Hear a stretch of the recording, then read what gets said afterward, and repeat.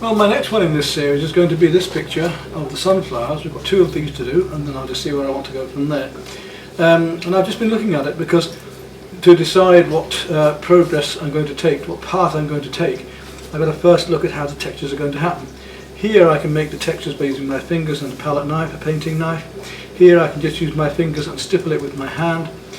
For the flowers, I think I'm going to use a painting knife for all of the petals. Just basically make a circle and use the knife outwards and then cut in to give the edges of the petals. That's what I'm hoping. And in the centre of them I'm going to leave a circle where I'm going to use grain mixed with PVA glue, and hopefully the grain will be big enough to give me those seed head shapes, textures in the centres. For the outsides, I'm just going to layer it on with a knife and fingers, and then hopefully finish up with something like wool in PVA for all of the stems of the plants. So that's my plan at the moment. It may change as I go on. So the next thing to do then will be to make the sky, to make the PVA, mix with PVA and glue and ordinary interior filler, and build up all of this sky. And then I think straight into the flowers, finish the flowers off, and then come into the leaves around them. That'll be the plan when I'm ready to go.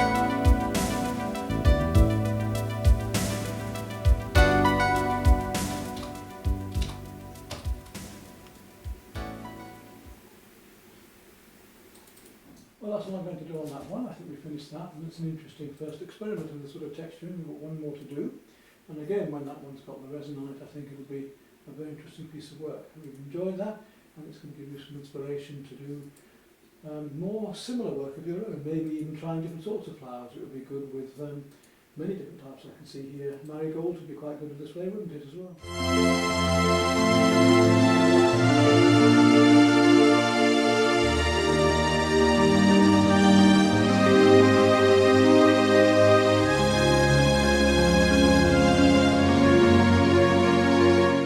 The second one to do here now, finish the other one. I'm just going to discuss this one briefly with you before I run it at high speed as well. What I've done then is we've got the white filler on, and where we need a light yellow or a lighter area, if I use the darker undercoat, the yellow is always too thin in nearly every paint, especially acrylics. I find that I just can't get a really good thick acrylic paint. In the oils it's a bit better, but even then it's still a bit translucent.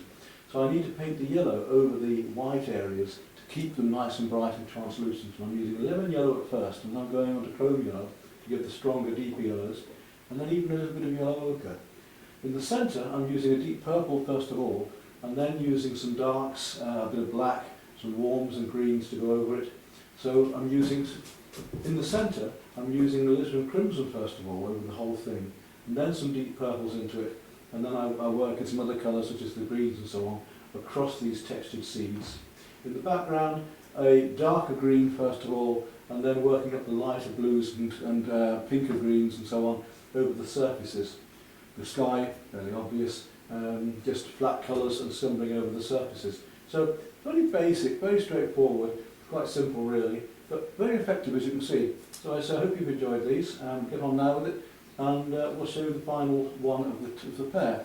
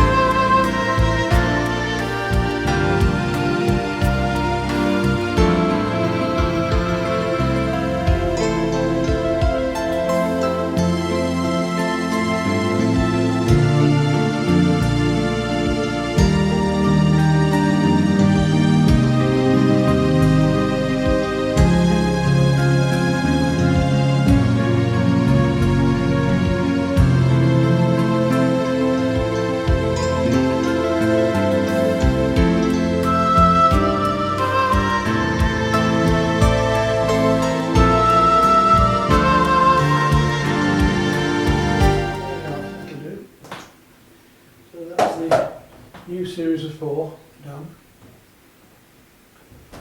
I think they're quite fun, aren't they? And we'll try and show you them later when they've been resined to give you the effects that they have then. I need to put the seal on them as well. I need to get some seal and wax them somewhere.